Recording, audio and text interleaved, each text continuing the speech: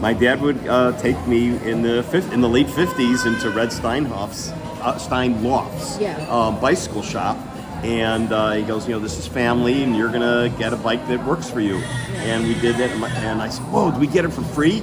He said, we could, but I'm insisting on paying. Oh, wow. Because I want to make sure that my family's taken care of. I remember your grandfather. Yours 80. Yeah. Warm, sweet, funny, Very funny. quick, Yeah. and funny. And I must have gotten 2 or 3 bikes from him in the late 50s, early 60s. Real Chicagoans will say, 04 or 05, you could look it up. The Yellens went, I think, 4 daughters on a ship to Baltimore, and they wanted to get there before, I think, Pesach. I think it was Pesach, and one of the 4 daughters died in the way. Sarah, or Sarah Baylor. Or something. Baylor, yeah, and Baylor Sarah. She died, but Leona, Mary, and Esther made it to Baltimore. Then they went to Chicago to see family. My grandmother, Mary Yellen, told me she remembers being on the ship. It was a German ship. And she remembers being on the ship and going from the steerage where the poor Jews were in. And she would, because she was like 5 or 6 years old and precocious, she said, I would go upstairs to where all the wealthy Germans were, and I would say, I can dance and sing. And she would then do a song and dance on the main ship for all the German tourists and the crew, and she'd entertain them. And then she just said that's how she got sunlight and how she got through the voyage across from Germany to Baltimore. And she remembered it well. Definitely a story we've heard many times. We've heard that many times. That she would dance and sing for the crew. She said for the crew. And it was either 04 or 05 when they came over. Right. But I think their baby sister died on the ship or on the way. It's in his archival papers.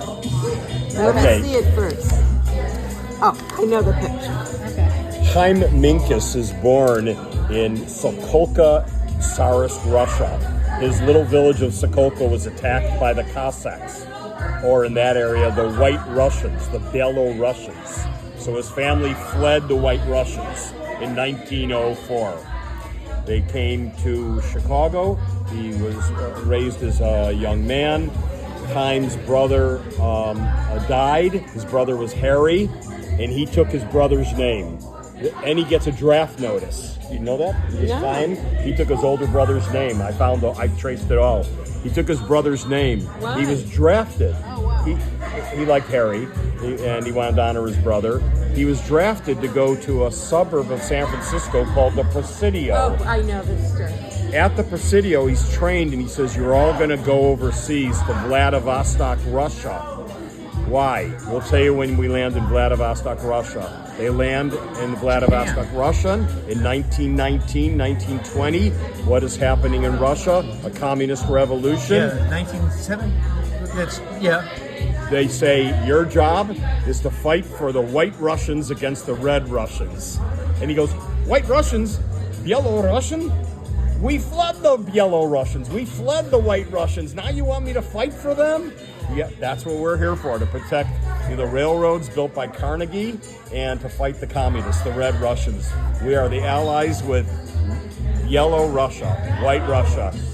He never saw action, but he told me that story. He did. He was in there in the army. They never fought, but they were there just in case. And then they came back.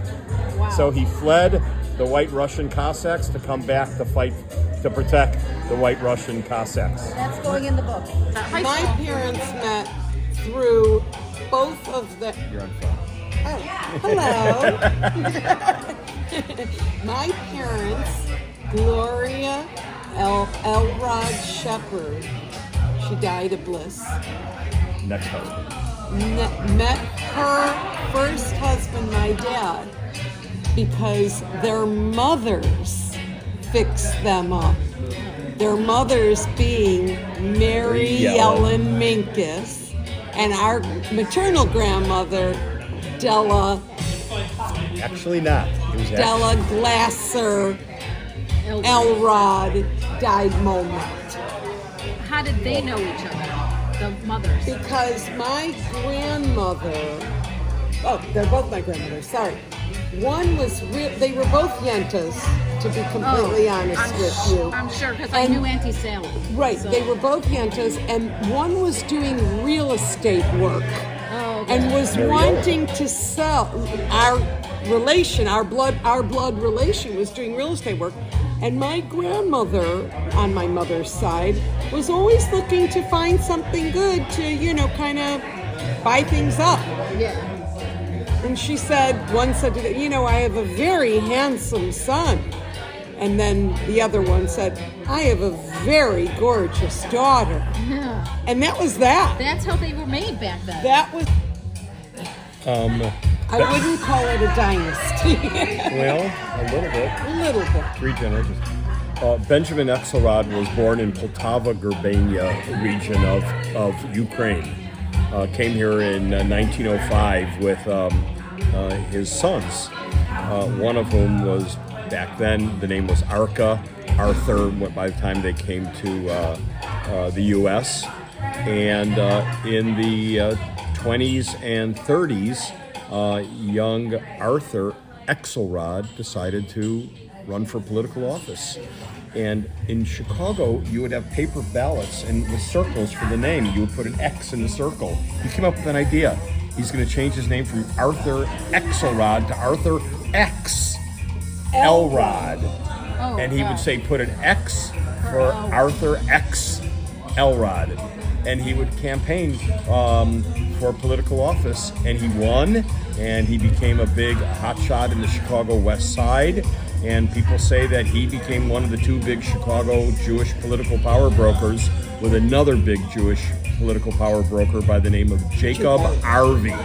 Jacob Arvey, A-R-V-E-Y. And they were the 2 that ran the west side of Chicago's political apparatus, so much so that when I have a picture of my car, I didn't put it here. When Ben-Gurion in the 40s, Harry Truman came out, and I have a picture of my grandfather. He was a mover and a shaker. And Harry Truman talking, and people would court him for political power.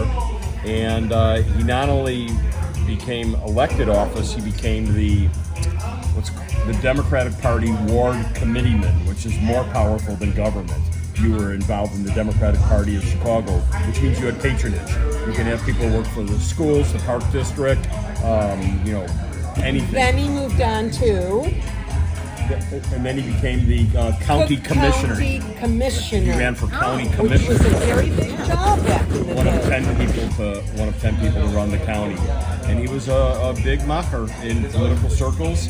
He had a heart attack at the age of 59 and died, which was in 1959 because he was born in 1900. His son went into politics about 5 years later. Wait, before you get into his son, he also was a representative to 2 Democratic National Conventions. Oh, I have a picture Oh, here really? of that one. Yes. I have a picture of That was significant politics I back didn't know in the we day. had any political connections. Yeah, I have a picture of him and Dad and his son at the convention in 1948. I'll find it. 48 and 52. No, maybe it was 52 and 56. Yes, that's more I accurate. believe it was 52 and 56. That's more accurate. Because he was already gone by 60. He was. But it just... Anyway, his son got elected to the state legislature, then ran for sheriff. He was very big in the news because there were riots against the Vietnam War in Chicago in 68 and 69. And he had a job working with the city council, with the city attorney's office, and to make sure the cops didn't violate the law, he was out on the streets with cops Walking with trying to tell them to protesters. follow the law. And one protester ran away, and cops said, "Stop him." He used to be a football player, this tall guy right here. At Northwestern University. He was quite Richard built. Elrod, Dick Elrod, and he tackled this protester to stop him. They had a scuffle in the sidewalk. He broke his spine, and he was a quadriplegic. Yet he ran for sheriff on a campaign theme of courage and strength.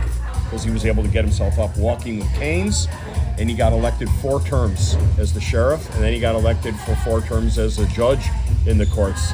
Big political power position. And his first name? Richard or Dick Elrod. Elrod. Dick Elrod. And The his son of Arthur Arthur X. Elrod. X. Elrod. And now his son, the best Then man. that's our uncle. That's our mother's brother. And then his son, Stephen Elrod, became the head of the Chicago Bar Association, and I think go into politics, but went into law. Wow. And that's the story of Dick Elrod. And now who's this judge? Living guy? And that's his father, Arthur X. Elrod. My father, my mother, my that's mother's little mother, Barry. my older brother Barry, who's now 75, Dick Elrod, Arthur Elrod, the judge who swore in, I believe, my father. Oh, wow. Whose name is probably on that plaque, but I can't see. I don't know, or the judge's name. So Yeah. that's the story of the Elrod family Wow. connected You see through Al that? Sheppard. Yeah, that's very And I have a cool. picture of my.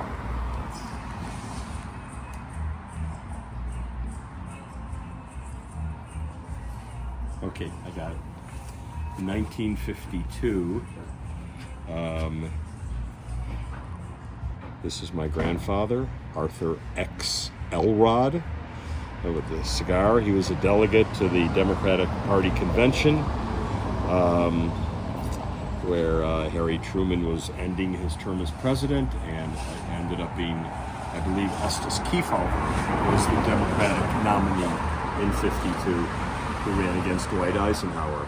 He brought with him 2 proteges, his son, who was a young kid, probably 14 years old, and his son-in-law, who was 22, 23, 23, 33, 40, 50. No, he's probably like 23, 33, 43, 53. He was probably 29 years old, Al Sheppard, his son-in-law. And they took him to the Democratic Party convention, and they all have little Democratic Party convention lapels on, and he's wearing his ribbon as a delegate to the convention. Now, tell me a little bit about their careers and influence and legacies. Arthur X. Elrod became a political power broker in Chicago. He became a Democratic Party boss in the 24th Ward of Chicago, which is primarily Jewish at the time in the 40s and 50s. He then ran for political office and became a county commissioner for Cook County, one of, I think, 11 or 12 commissioners for the entire county. It was a pretty powerful position, and he represented the 24th Ward as well in the city council.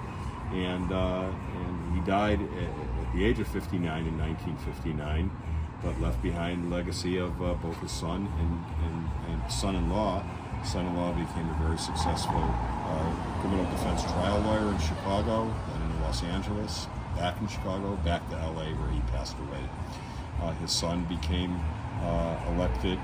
He was a city attorney for the Chicago Corporation Council, it was called. He represented the city on legal matters. He got elected to the state legislature in Illinois, and then for 4 terms, Dick Elrod was elected the sheriff of Cook County. And then when he lost his 5th term for running an election, he ran for judge, and was elected judge until his death in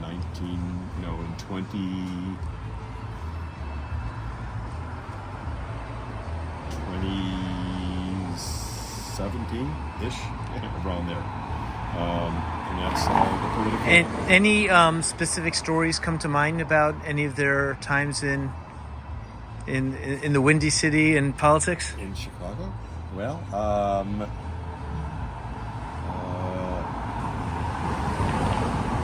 they were very loyal to the Democratic Party. It was a great coalition of Jews, Irish,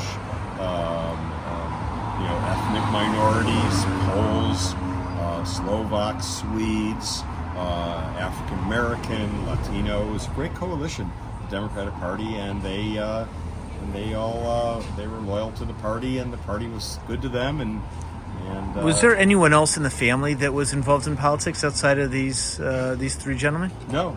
Arthur X. Elrod was the first one who went into politics. His son went into politics, and his son Stephen Elrod didn't go into running for political office, but became very big in the Chicago Bar Association, a lawyer of a major firm in Chicago. Which firm was that? Well, he became the head of several of them.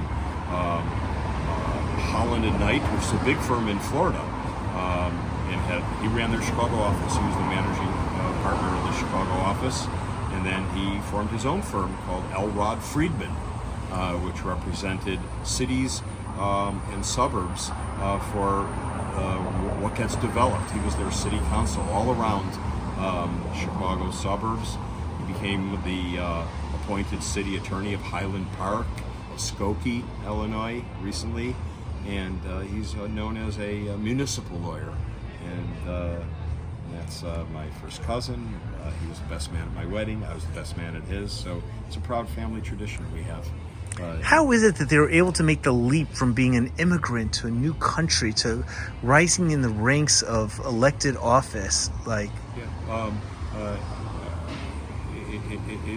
it's grit, it's drive, it's charm, it's warmth, it's connection, making human connections, not necessarily who you're connected to, but making human connections, and people trust.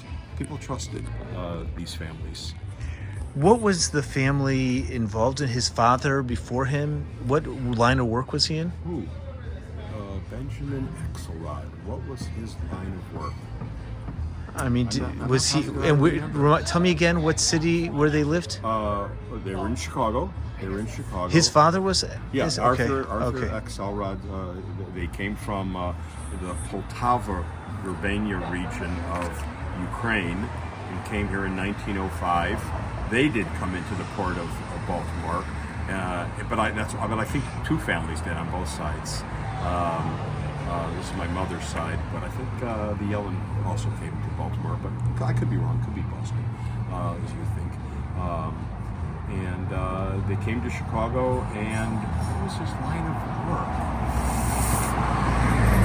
Well, coming from, I mean, was that a Stetzel, the town that they're from? I mean, well, Poltava is actually a medium-sized town. what's it near? It's halfway. It's about an hour and a half, 2 hours by car outside of Kiev. Okay. Kiev, as they call it now. Yeah. I say the Fiddler on the Roof way, Kiev. And he was. I have a block on what his line of work was, but they were not wealthy at all. And where did the family live? In Chicago, Yeah. in the west side of Chicago, and it was primarily a Jewish area. And And what was their Jewish affiliation? And were they practicing? yes, on my mother's side, it was Reform Judaism.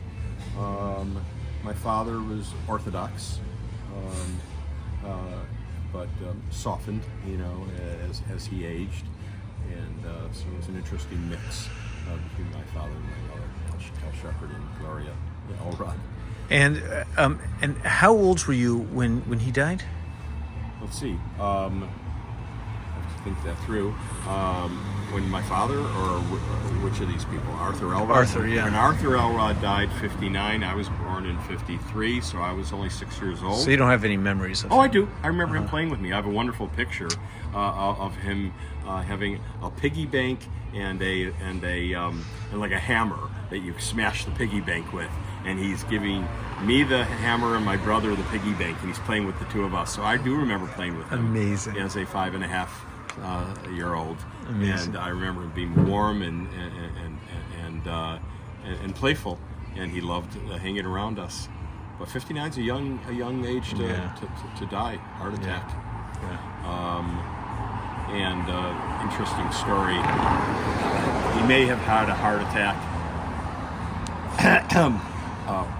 after having a wonderful sexual experience. I'll just put it that way. It's the way to go. What a way to go.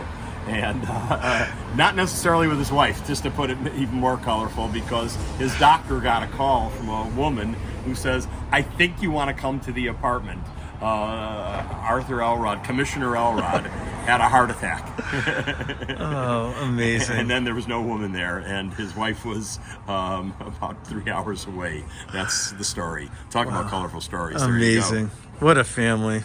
Wow, beautiful. What a legacy. This whole thing's great. Amazing. Thank you. Wonderful. Fantastic. go. Yeah. I wonder what's in that He book. was on track to be a rabbi. And then, so instead of becoming we a have a rabbi, whole he book. became an attorney. So, but anyway, the story I want to tell you is that, so as I said, my mother and my parents got divorced when I was 4 years old. So we didn't really do anything religious in my mother's world. But my father had Shabbos dinner every Friday night. And he would send a taxi to the north side to get us kids. He lived down on Fullerton and Lakeview, Oh wow. Okay. just across from Lincoln Park Zoo. yeah. And he'd send a taxi to pick us up and bring us down for Shabbos dinner. Don't need to interrupt, even though that's exactly what I'm doing. We're going to do last call soon. Okay, No rush out here, but one another round. Now's a good time. Okay? thank you so much.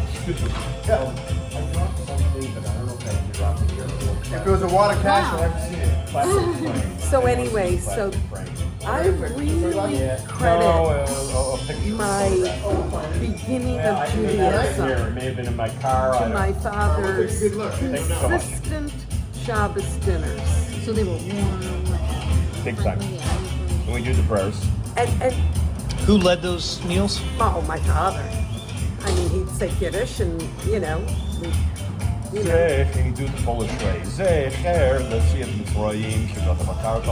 do it the same way. It's the Polish way to do it. Yeah. We do it the same way. So, Unique way. Then- I haven't heard people do it like that. then what we would do is, because another major part of this, my Probably in the car. my family of origin was music, and after the meal was over, we would congregate around the piano, Bob on piano, Barry on guitar, somebody on bongo drums, Janine dancing on top of the piano, Judy singing. We would sing great. like We would Proud Sing Marys and dance folk the songs. night away. That's so special. Because I have another side of my What years are we talking about? 1965 through 19.